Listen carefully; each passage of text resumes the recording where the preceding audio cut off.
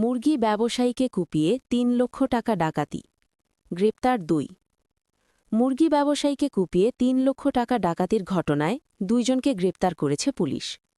আজ বুধবার ভোর ৫টার দিকে চট্টগ্রামের মিরসরাইয়ের সদর ইউনিয়নের মিঠাছড়া বাজার এলাকা থেকে তাদের গ্রেপ্তার করা হয়।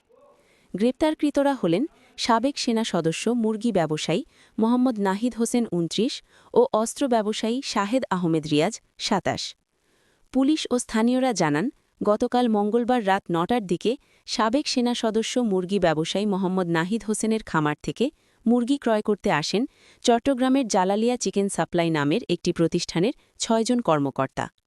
তাদেরকে কৌশলে নিয়ে কুপিয়ে মারাত্মক জখম করে নগদ ৩,০৩,০০০ টাকা ও ৪টি মোবাইল ফোন নিয়ে যায়। পরে পুলিশ ডাকাতি কাজে ব্যবহৃত ৩টি রামদা, নগদ ১,২৩,৫০০ টাকা, ২টি কালো রঙের মুখোশ, ২টি কালো রঙের ক্যাপ এবং একটি মোবাইল ফোন উদ্ধার করে। গ্রেপ্তারকৃত আসামিদের আজ দুপুর ২টোর দিকে আদালত সোপর্দ করে পুলিশ। ডাকাতি ঘটনার সাথে জড়িত বাকিদের গ্রেপ্তারের চেষ্টা চলছে বলে বাবু কিছু লোক পাঠায়, তার দলীয় সংঘবদ্ধ ডাকাত চক্রের সদস্য তাদেরকে পাঠানোর পরে তারা তাদেরকে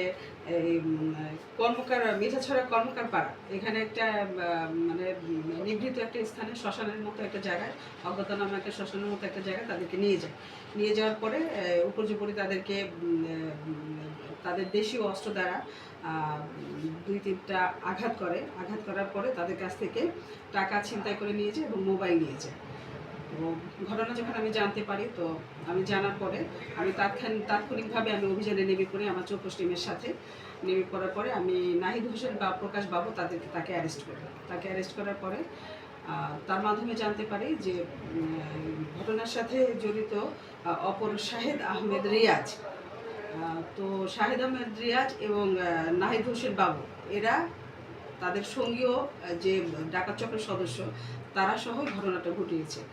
নাহিদ হোসেন তাকে জিজ্ঞাসাবাদে সে জানায় যে রিয়ার যে ব্যক্তি, তার কাছে ডাকাতের কাজে লুণ্ঠিত হওয়া মালামাল এবং অস্ত্রশস্ত্র রাখা আছে। তো সেই মোতাবেক আমরা মিঠাছড়াতে অভিযানে যাই রাত্রে। যাওয়ার পরে এই বাবুর বাসায় আমরা রেড দেওয়ার পরে আমরা দেশীয় 3টি অনেক বড় মাপের রামদা, ১,২৩,৫০০ টাকা নগদ টাকা, 2টি কালো রঙের মুখোশ এবং 2টি ক্যাপ, এগুলো এবং ভিকটিমের মোবাইল, এটা আমরা উদ্ধার করে তাদেরকে গ্রেপ্তার করে থানায় নিয়ে আসি।